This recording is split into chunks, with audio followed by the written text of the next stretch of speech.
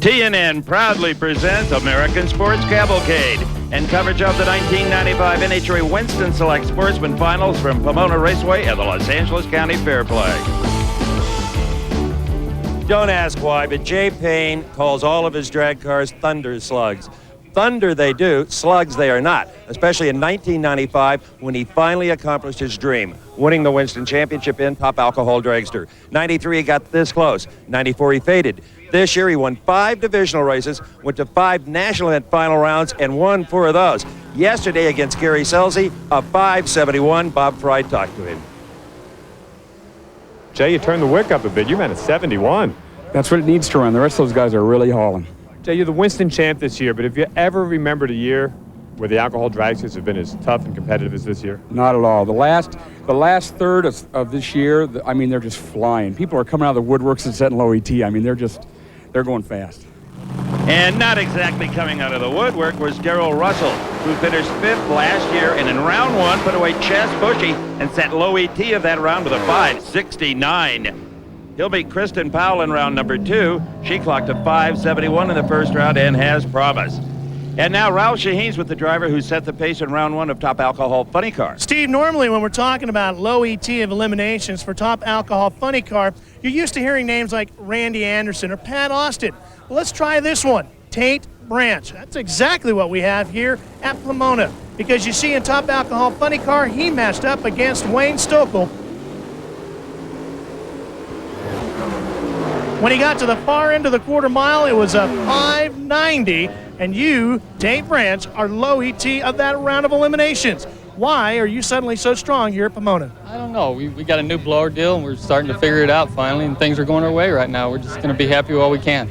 Is there something about this new blower that is so special? Well, we finally got the PSI blower deal, and it's working real well for us. We got a combination, and maybe it'll hang out through the weekend, I hope.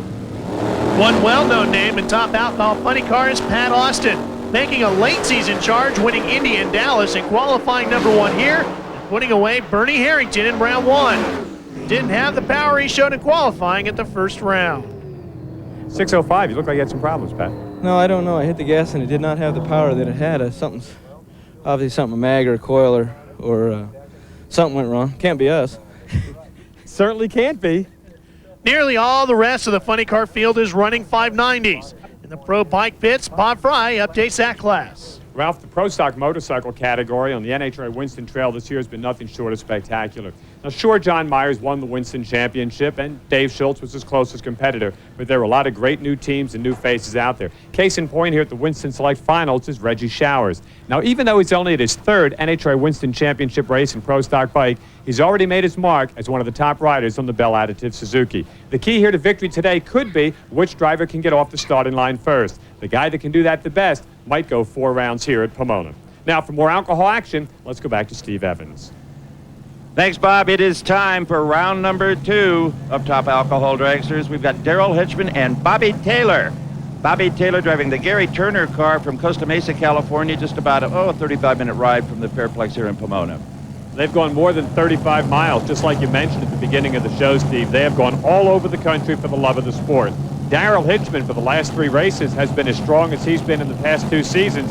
Just last week, he went to the finals of the points race in Phoenix, Arizona. Came up short by 100th of a second, but this is his best national event showing of the year.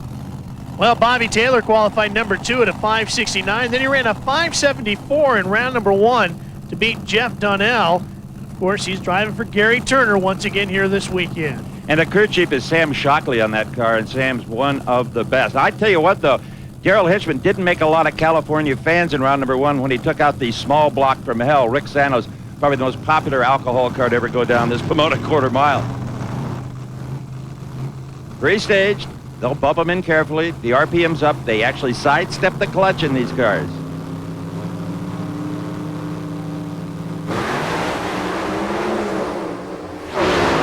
Hitchman away first, but a huge 247-mile-an-hour top-end charge by Bobby Taylor wins it, along with a 5.73 elapsed time as compared to a 582. There's a look at Dennis Allen. He and his father have been involved in racing for a long while. Steve, you may remember they used to have a Salt Flats car that ran like 290s 20 years ago. Jay PAYNE from, Upland, California. He could walk to the racetrack. PAYNE already the Winston alcohol dragster world champion. Gorgeous looking machine in the trucking business. It has been a tough second half of the year, though, Steve, for Jay PAYNE. He has not won since Virginia, has not been to a final since Brainerd. He threw all of his big points up on the board early in the year. RPM's coming up. A deep stage for Jay PAYNE. And Dennis Allen in big trouble. Dennis Allen hammers the wall on the far side of the racetrack. The car is still sliding. You can bet the safety safari is already moving. There they are in the background. And it appears that the car still has complete integrity in the roll cage area. Boy, that was a vicious hit, though, Steve. He really hit that wall head on. Oh, good to see he's out of the car. Absolutely. And what a job this chassis did of absorbing the shock all the way back to the firewall where his feet are. Have another look. He lost traction right off the starting line. There he loses control. The butterfly slams shut, but it's too late. The chassis crushes exactly as it's designed to do. In fact, this car built by Bob Meyer. He'll be getting a Christmas card this year, I assure you, from Dennis Allen. Steve, this is a classic example of where it looks worse than it really is for the driver. That whole front end caving in like that, but that is, like you said, exactly what it's designed to do. That helps protect the driver, even though it looks even nastier than it is. Now watch, just before the car comes to a total stop, it'll flip over on him one more time, just to rattle his brain a little bit more. But he's okay. He's with Bob Fry. Bob? Dennis, not exactly the way you wanted to end the day. You okay? Yeah, I'm fine. I'm fine. You know what happened out there? Yeah, I think I just stayed on it too long when it started shaking and lost it. Tough way to end. It looked like a great weekend for you guys. Yeah, it was looking good. I should have got out of it. You know, I mean, it was shaking and he had won the race. You know, I should have got out of it earlier.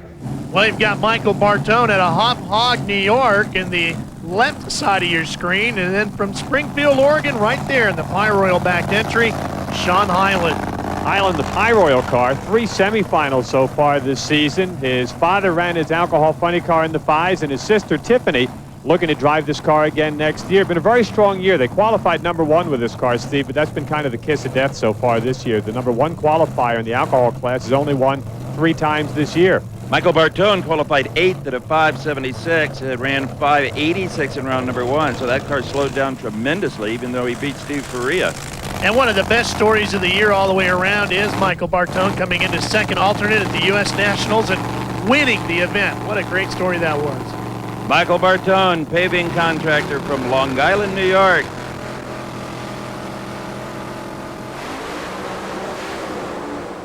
Bartone, nice hole shot.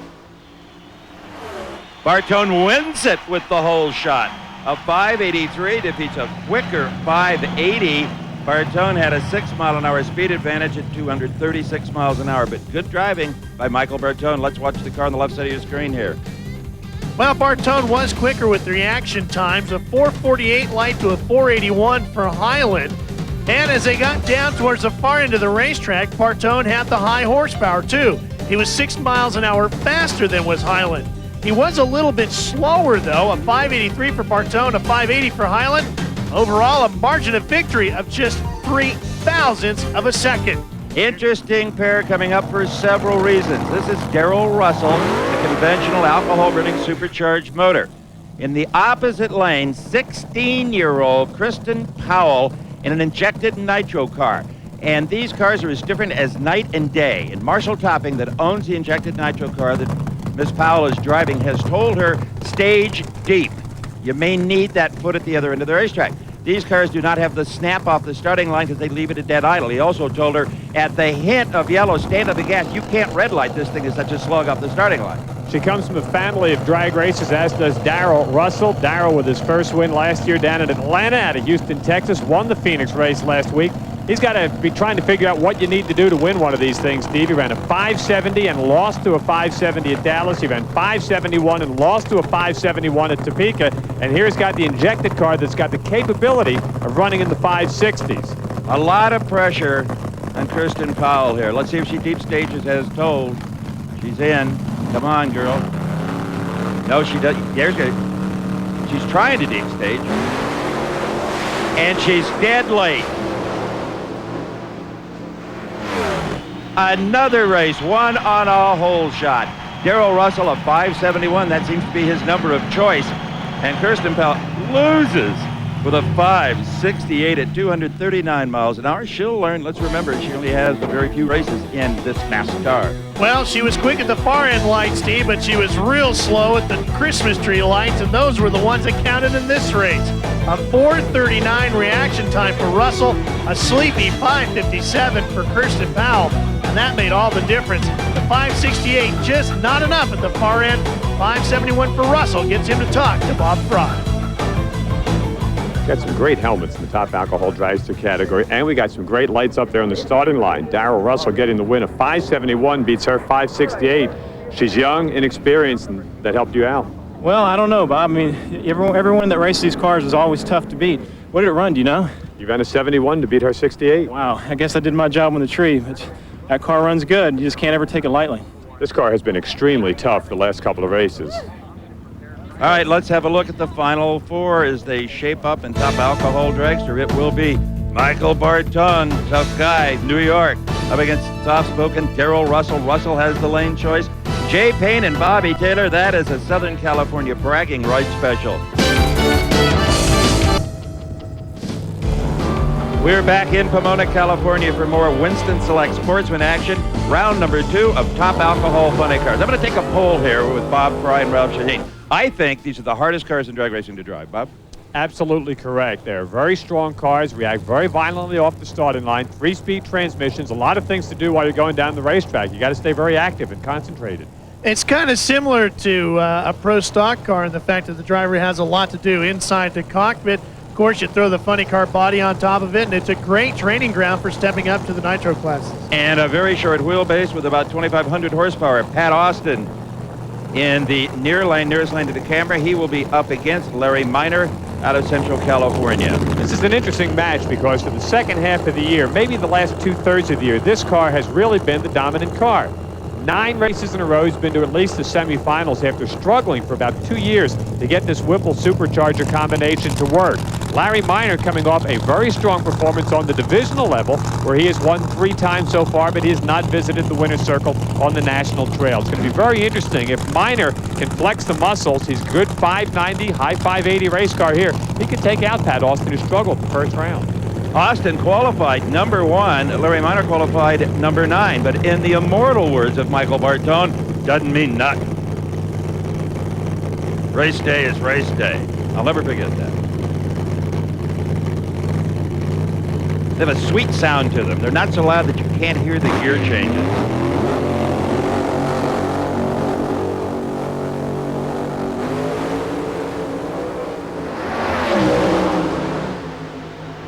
Hunting their way down the quarter mile, and from behind comes Austin. A 587 beats Minor's 596.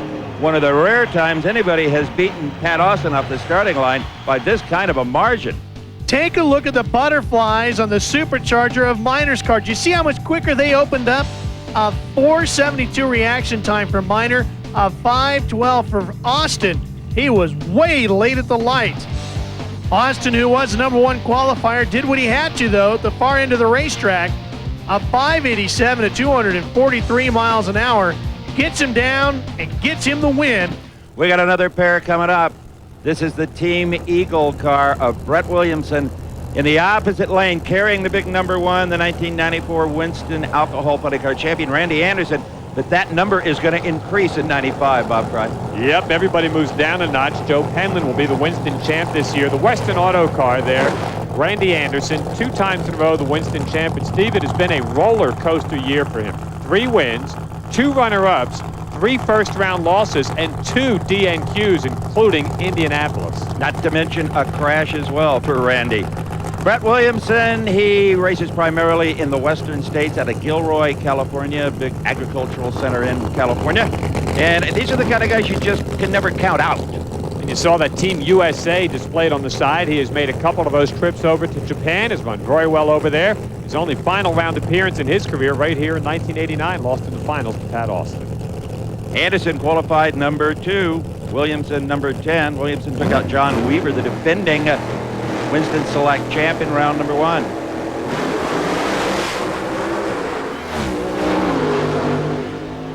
The last thing Randy Anderson wanted to have happen was a huge letdown on his home track. Brett Williamson wins it at a 5.97, 235 miles an hour.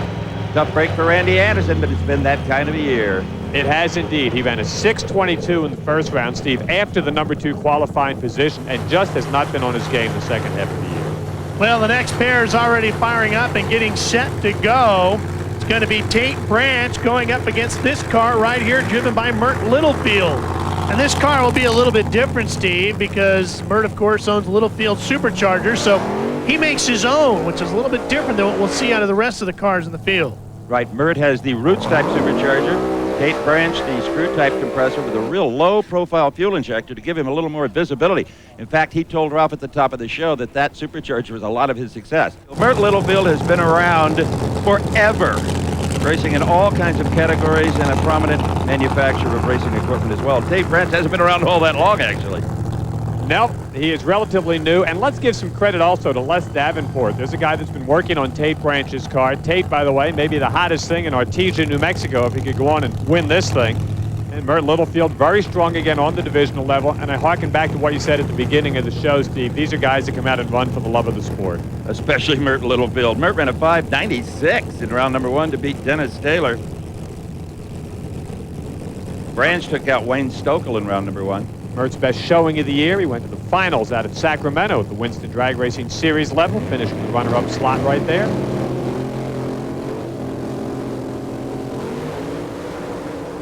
Tate Branch welded Littlefield on the starting line, and that's all he's going to need, along with a very nice 5.90 second elapsed time at a big speed, 240 miles an hour.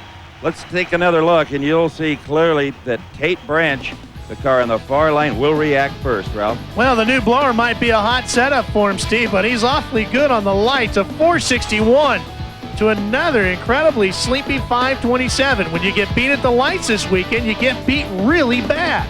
Mert Littlefield, the next one to go down right at the start of the race.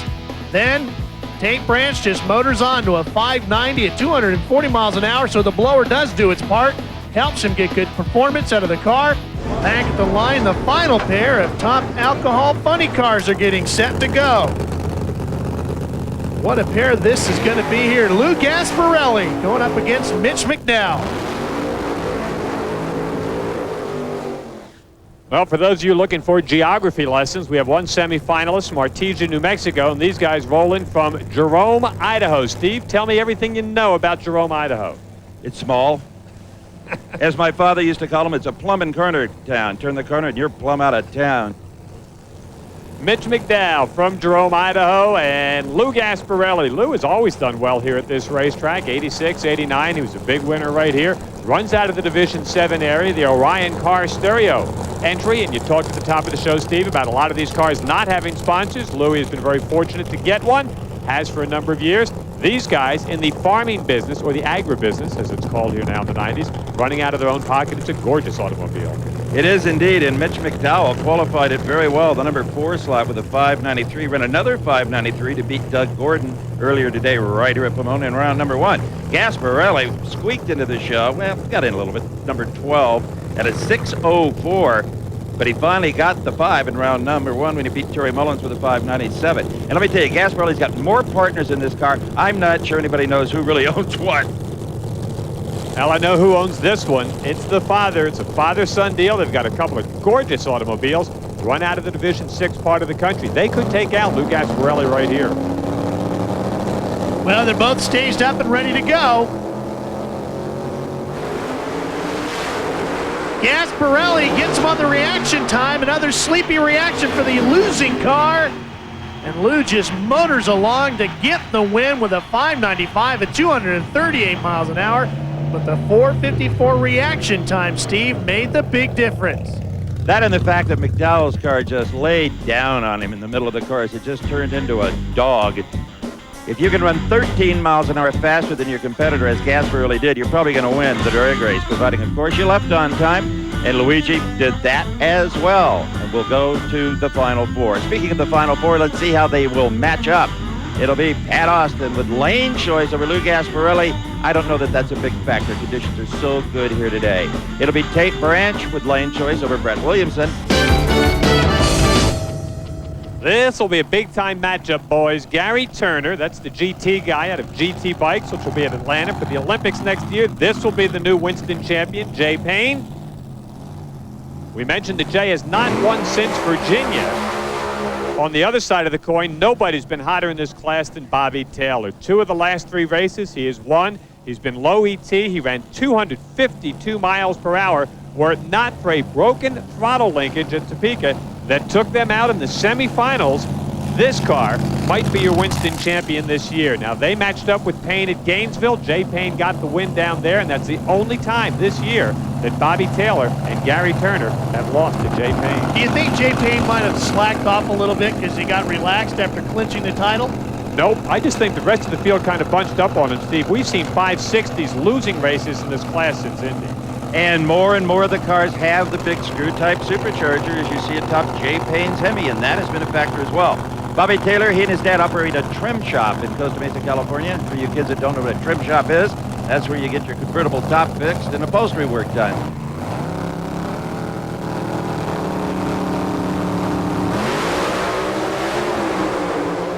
Jay PAYNE away first, but PAYNE fades. You saw the injector butterfly slam shut, and Bobby Taylor wins it at a 573, 247 miles an hour. He'll like the speed, but not necessarily the elapsed time, because they're all saying you're going to have to run 560s to win here. Let's watch the car on the left-hand side of your screen. It blew a burst panel out of the supercharger manifold, and I think it did it again. A blower backfire, and that took care of Jay PAYNE, who had a magnificent start and appeared to have the race in hand. Bobby Taylor ran a 573. Bobby, you guys have been killing him the second half of the year. Are you always going to think about 95 and think about that throttle linkage that fell off and cost you the title? No, we're really out here for fun. We weren't out here running the championship this year, as you well know, Bob. We're having a good time running races. Hopefully we can step it up for the final, though. We only ran a 73. It might not be good enough. Well, running good. You're certainly good enough this round. Next pair. Michael Bartone up against Darrell Russell. And it seems that just about everybody in the pits, even his fellow competitors, are rooting for Darrell Russell. If they can't win here today, they want him too. They've only been at this a couple of years, and boy, have they learned a lot. We love our TNN also. And let's remember, this is the very last race of the year. Well, you can hear the revs of the motors coming up a little bit. Oh, and Bartone deep stages. And goes into a wheel stand. He lifted for just an instant, and that cost him the race. Darrell Russell, a fine 570 at 244, but he'll be more proud of the reaction time than anything else, unless, of course, he was just gambling, and he might have been with a 408. I think Bob Fry was right. I don't think Michael Bartone had enough for Darrell Russell. Russell puts together a brilliant run, and Bartone shot himself. Deep stages, and then the wheel stand forces him to lift. And any chance he had of getting Russell at the far end of the racetrack went out early, right off of the line. Russell just sails on down the track to a 570, 244 mile an hour pass. He'll match up with Bobby Taylor in the final. Russell will get the lane choice. Now the question is, does Bobby Taylor have enough? Darrell, a 570 in that round. You go against Taylor with a 573. I don't know who I would say is the hottest guy in the class right now between you two. Well, I don't want to say anything either, but it's going to be a good final, and it's got two top cars going to be in the final. I think we're going to give the fans something to cheer about. Took you guys a couple of races to get this new piece sorted out, didn't it? Yeah, it really did. You know, we just, since the beginning of the year, we had to build a new car, and we've just been working on little bugs out here and there. But like I said, hey, this is what it's all about, and we're getting there finally. Thanks a lot. It is Tate Branch and Brett Williamson, Final Four Alki Funny Cars. With the quality of field we had here at Pomona, Steve, it's kind of interesting that with the Austins and the Andersons and the Gasparellis, you got 2 guys in the semis here you certainly would not have penciled in at the start of the day. You know, historically, this race has seen a number of surprise winners. In fact, guys that never won again on the tour, or were never even seen again on the tour, have won here at this final race of the year. It's just odd that way. They ran this race the first time with Top Alcohol Funny Car as a class in 1981. Brad Anderson won it, beat a guy by the name of Gary Southern, who didn't do a whole lot other than that, and a non-qualifier in the Top Alcohol Funny Car field at that race was a guy by the name of Joe Amato, who has certainly come a long ways with 5 Winston Top Fuel titles. The roof hatches are open to get some of the smoke out, get some of the heat out. They're actually there as an escape route, really, but they serve an air conditioning function as well. And as they back him up, Tate Branch looking to go to his first final of the year. There you go. On top of the escape hatch for Brett Williams, little Brad Anderson mini car, maybe trying to bring himself some good luck right there. Tate Branch has never gone to the finals at national event competition. In Atlanta earlier this year, he went to the semis, got punched out by Pat Austin. Other than that, 3 national events this year, 3 first-round losers. Good start by both drivers, but a better finish by Tate Branch. Goes to a final round at 586, 241 miles an hour. This one was pretty much open and shut case for Branch. Brett Williamson really not in it at 596, 236 miles an hour. Really no advantage for either driver off of the starting line. The story here was Tate Branch had more horsepower than Brett Williamson. Well, Brett Williamson tried to do his best on the reaction times. They were pretty much dead even, as you said. But the battle came at the far end of the racetrack where the speed numbers and the 18 numbers came into play. Branch with a 586 at 241 just put away Williamson with a 596, 236. Not really much of a match. They got to this end of the racetrack, Bob. We're going to take a look at a guy now that could be the first ever national event winner, an alcohol funny car from Artesia, New Mexico. What do they do for fun besides race cars out there? That's it. That's it. They drill for oil and race cars. That's it. You've been doing extremely well here, and they stepped it up, ran an 86. Think that'll be good enough to get the lane choice? It's hard to say. Pat's running good. I'm just glad to be in the final. A quiet man from New Mexico. Next up, a couple of cars that aren't so quiet. Head-on shot of Lou Gasparelli, the Dodge Body Machine. And there is Pat Austin, at one time the king of the category. You know what was interesting about that interview, Steve, was that Tate Branch said Pat's running good. He has already conceded that Pat Austin's going to take out Lou Gasparelli. You don't hear guys do that very often. And I wouldn't do that here at Pomona. Nope. This is Gasparelli's pavement. He and Bob DeVore, the crew chief on the car, they look forward to this race and the Cheap Auto Parts Winter Nationals at the beginning of the season more than anything else on the entire tour. Well, there are a handful of competitors that actually have a good handle on this racetrack. We've talked about the Anderson family and how Shelley tends to run here real well in the Nitro class cars, and Lou Gasparelli is kind of that version of the alcohol cars. He really seems to have a knack for hooking up with this racetrack. But in the interest of fair reporting here, boys, he's about 1/10 of a second down in power. Austin is really on his game, Steve. He won 4 Winston championships, over 50 national events. Lou will need to be perfect here, both on the line and on the track, to go to the finals. You know, as you look at the Lexan windows on these cars, you think, well, gee, why is that hole in there? Wouldn't it be aerodynamically better without the hole in it? Yeah, it would, but where do you put the fire hose? One car goes to the finals, loser leaves the stage. Nobody in any hurry. The alcohol engine's been very cool, no danger of overheating. Now comes a little mental game. Who wants the stage first? Gasparelli.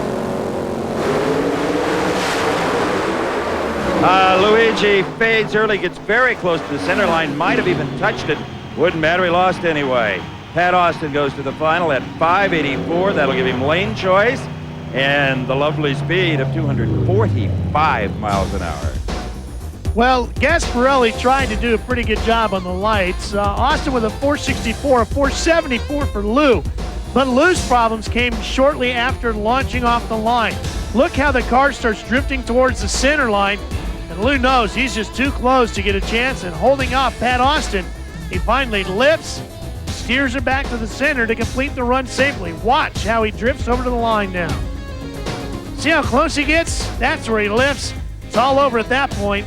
The 584 gets the win for Pat Austin, and it also gets him that all-important lane choice as they make their way into the finals to go up against Tate Branch. 245 miles an hour, Pat Austin's top speed. Tate Branch will be the guy who'll go after him, but Austin's got the lane choice, Bob. Pretty great run there, an 84, and it gives you lane choice. I don't really think that's a factor here in the finals, though. I don't think so. I think it's going to be a driver's race, and I'm ready for the challenge. I'm coming home to see my wife, my son, my new daughter, and I'm coming home to see you. Top Gun's been bombing them all out here today. And there's a rumor he may not be running as top fuel dragster next year if he concentrates totally on that funny car. Look out, competition. And everybody better look out for Darrell Russell. Everything hale and hearty in that pitch, just the finishing touches are needed. Likewise in the Bobby Taylor camp, Gary Turner's GT Bike Special, ready to roll.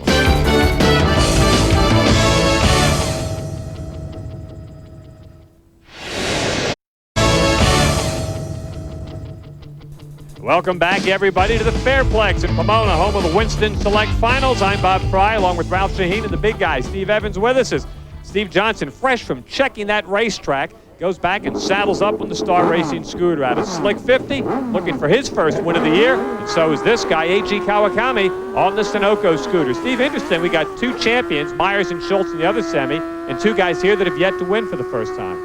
Interesting also the way they do their burnouts. It takes very precise throttle control. And what I like is that they do a dry burnout like the dragsters and funny cars used to do years ago before it was too hard on the clutch. And that gives you an indication of how the bike's going to hook up right there.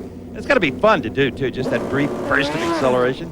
It's a lot of fun to watch. It's probably the best way to truly get an idea of just how great the acceleration is with these machines. And these are both Suzuki GSXRs. Of course, there is a brand new GSXR coming out next year. It'll be interesting to see how that'll affect these motorcycles in this class next season. Got the two different engine builders, the two main engine builders in both semis here. The Star Racing bike out of Slick 50, that's from George Bryce and the Star Racing gang.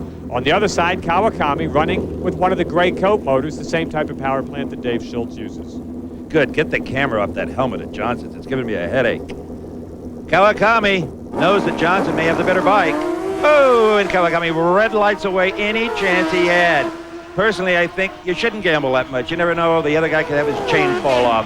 But it didn't happen. George Bryce put the chain on real tight. Steve Johnson goes to the final at 762, 172 miles an hour. Here's a good look at it. Agee just a little bit too quick, a 393 reaction time. He's out, and Steve Johnson gets more face time. This would be some way to end the season, huh? Oh, calm, cool, and collective. Many final rounds. Yeah. Star Racing, horsepower, Steve Johnson, final round. Yeah. He's roommates with Larry Dixon of the Top Fuel. I don't know who giggles the most. If there's no red light here, this could be a decent race, but I wouldn't bet against it. Nope, should be a great drag race here. They've met 5 times this year. Myers has won twice. Schultz has won 3 times. As you look at Gray Coe pushing the Sunoco rider back. The turning point in this season, Steve, Englishtown earlier this year, back in May, Dave Schultz beat Myers in the final, ran a 769 to Myers 766. John was not happy that he had the quicker bike and lost. Schultz went down to Virginia, won there, and since that point, it has been all John Myers and Star Racing. Meredith Schultz, an important part of the success of this team. Couple from Florida. Schultz had a 4.0 light the round before. He told all of you he was going to back it off, that was a little scary. Cannot react that quickly. He sits up a lot higher on the bike, too, at the starting point. Let's remember, too, the bikes hook up a lot faster than cars. The reaction times are always going to look better than cars. Oh, Davey. A red light in the near lane. I don't think it mattered a whit. As Myers rips off a 755 at 174 miles an hour. It'll be all-star racing in the final round. John Myers, I'm only going to talk to you if you can control your teammate over there. He's uncontrollable. I'll save that for the next round. I'll do a little control work on him then. 55 in that run. You were nasty. You know, we had to change engines. I think that Big Bird's valve springs were dying. And, boy, we got it in there just in time. My crew's the best, man. Nobody could change engines that fast. We put Ernie back in. Big Bird and Ernie. Well, we'll see if we can find out some more about that for you. It'll be Myers and Johnson, and here's Dave Schultz and Bob Fry. Dave, are you glad that 95 is finally over? Absolutely. 1975, I didn't race anything. I took a year off from racing. 1975, I thought was the worst year of my life. Now I'm not sure. 1995 runs a close second. So you're one of the few guys that really is glad this thing finally mercifully came to an end. Absolutely. You know, John Myers and the Star guys just came on strong in the last half of the year, and they made our life miserable and made us work really hard. But actually, you know, we're digging into the trenches now. You know, all we're thinking about is 1996, and that's what we're working for. No more gracious man in the class than Dave Schultz. Star Racing might be a better story for PBS than TNN because they have a serious Sesame Street fetish. For example, not only the characters, did you see that motor?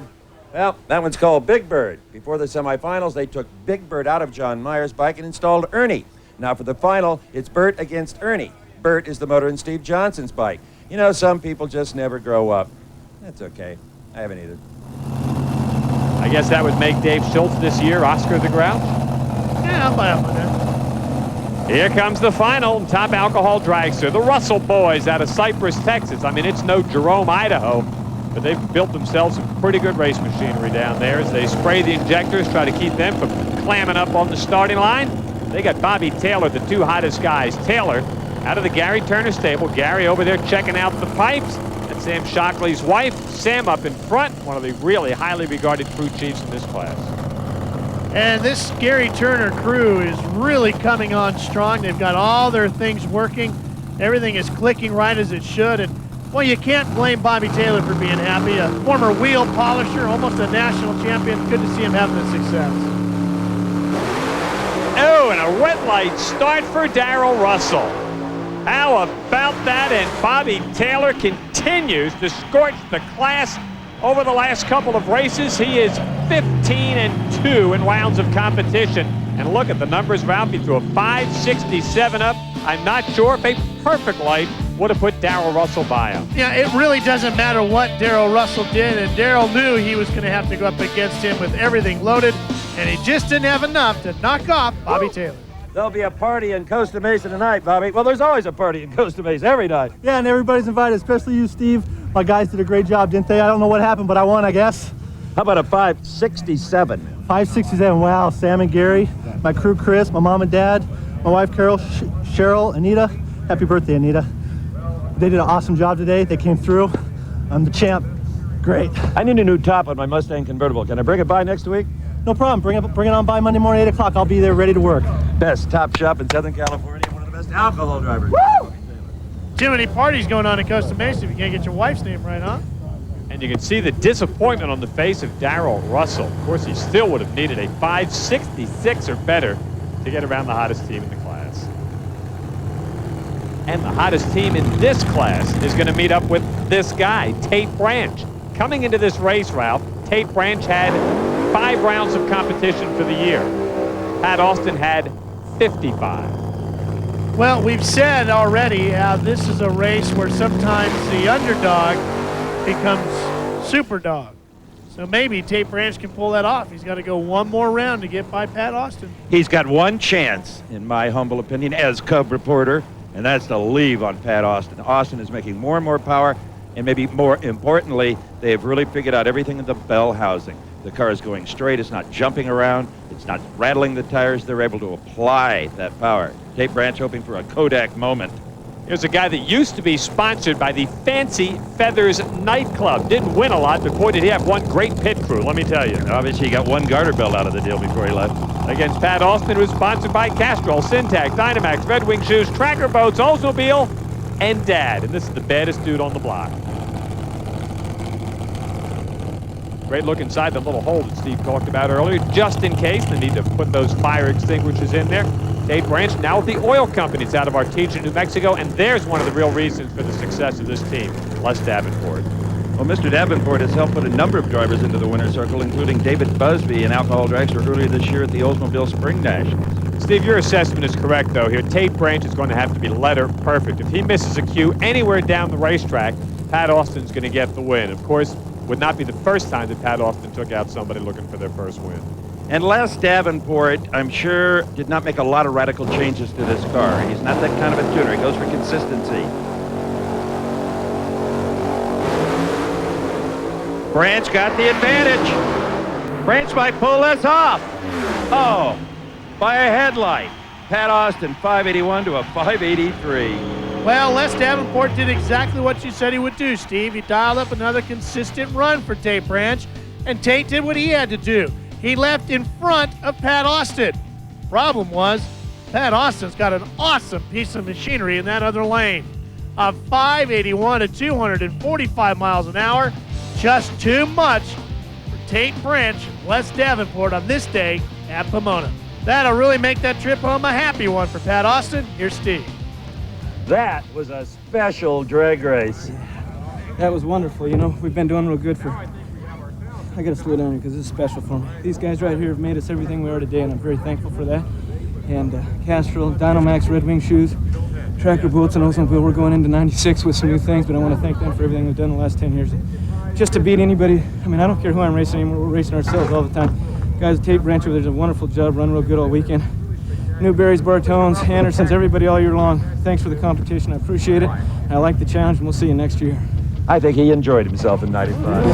John Myers going up against Steve Johnson. Bert and Ernie in the final round here. We get set to close out the 1995 Winston Drag Racing Tour. Guys, I need a favor from you. If Steve Johnson wins this race with somebody else, please do the interview. There is serious opportunity to get hurt. He will interview himself. Don't worry about it. That's probably true. These guys have met 5 times this season. Myers right there has won 4 of them. Steve Johnson, if we're doing this in the PBS mode, maybe he should wear like a little cardigan pullover sweater or something like that. Steve Johnson is going to have to push the light. I'm not saying he'll red light, but he's going to have to push it. He really will. Myers, his best season ever. He was Winston champ twice before when he won 5 races. He's already won 6, looking for a record 7. He and Dave Schultz have dominated this race, winning it every year in the 1990s. Oh, and look at that. He did indeed push the starting light, and it's a red light start for Steve Johnson, and John Myers wins number 7, and George Bryce, who owns both the bikes, very happy. The Star Racing gang, look at the numbers, Ralph, 750, 175 miles an hour, and a perfect reaction time, which may be a little bit misleading because of the red light by Johnson. That's right. As soon as Steve Johnson left, Myers left, which is a normal reaction. As soon as you see the other guy go, you go. That gave John Myers another win in 1995. Here's Steve. Here was my motivation. This was your motivation. John Myers with one of the trophies. You had to gamble. You had to. It wasn't that much of a gamble. He's been beating up on me all year, and he obviously had a performance advantage, and we have raced all year long despite what anybody thinks, and it's dark out, and everybody knows what I don't know, so I'm learning, you know? What are you supposed to do? I had a great time. Starting to sound like a John Force interview. Let's move over and talk to Mr. Myers. Tremendous. A 750 finished him off. A 50? Yeah. Oh, that's great. I knew it was a good run. When I let the clutch out, the thing moved so hard, it spanked me in the rear, and I said, we're on a run. Then I looked up and I saw my wind light on. I said, oh, Steve bulbed. From Pomona to Pomona, it's been quite a ride, the 1995 NHRA Winston Drag Racing Championship Tour. I know I've had a great time, and we'll be back to Pomona again in February, the first weekend of the second month of the year, live here on TNN. For Bob Fry and Ralph Shaheen, I'm Steve Evans. So long until next year. Coverage of the 1995 NHRA Winston Select Finals is a production of Diamond P Sports in association with the Nashville Network.